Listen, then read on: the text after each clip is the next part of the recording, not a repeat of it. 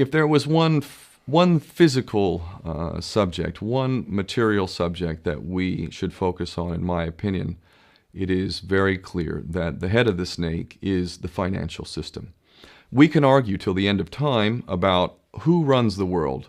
Is it the Jesuits? Is it the reptilians? Is it the Illuminati? Is it the Freemasons? We can go on and on and on and on about this. But I don't think it is reasonable to even begin arguing about the mechanism that is used to exert this control. The mechanism is finance. The whole point of finance is to indebt, otherwise to enslave. What is a mortgage?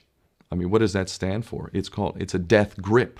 So when you get a mortgage, you have a death grip held over you because you are in debt. You don't even own the house. The bank owns the house that loaned you the money to buy the house, unless you're fortunate enough to have all the money to buy it outright. And even then, you can be taxed by the government, and if you fail to keep up with those taxes, the government can then take it from you. The whole system is based on a financial fraud, which effectively takes the power that we have and it gives it to a tiny group of individuals who are running the world through the control of finance.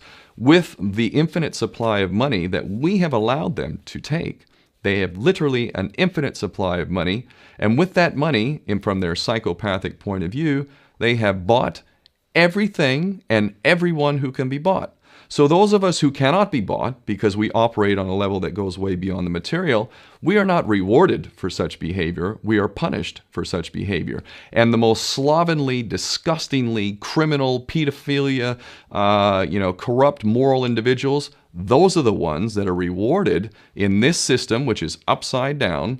We reward the pedophiles, we reward the corrupt, we reward the liars, we reward the people with no morals at all, and usually we compromise them under this system in terms of maybe a videotape. Maybe Barack Obama is gay. The we have videotape of him having sex with another man, or perhaps some other acts that may be not so popular amongst many of the electorate.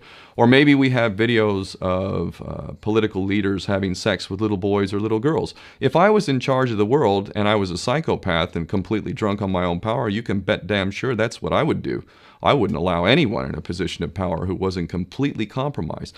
When you have an infinite supply of money, you can do this.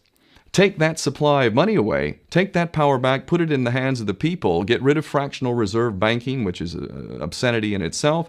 Listen to the lessons of Jesus Christ if you're a Christian who got really pissed off when he went to the temple and he saw what the money changers were doing.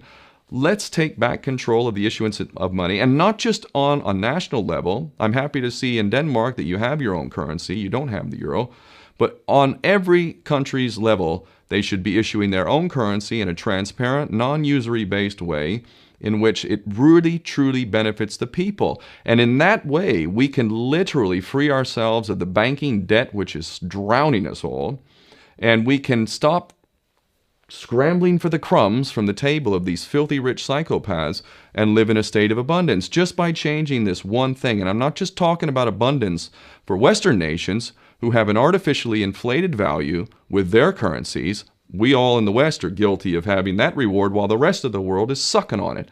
Every nation in the world can use a sensible financial policy to liberate themselves, to have world-class education, infrastructure. Everything that a healthy society would require can be had in the worst, most corrupt African country in any part of the world. We can all have that if we simply change that one thing. John F. Kennedy did that about 6 months before he was taken out. He issued United States notes as opposed to Federal Reserve notes. I can assure you the powers that be knew the power of that act, and they took him right out. So the bottom line is, if we as people understand this very simple principle, just this one thing, change this one thing, we can solve every other problem you can name. I don't care what the problem is. I can bring it back to the financial system and an infinite supply of money for a bunch of psychopaths who are running the world, as opposed to an abundant supply of money for all of us. So in that sense, I'm very optimistic.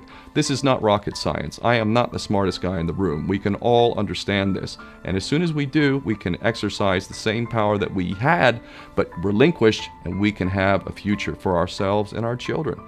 There's a lot to be optimistic about, quite frankly.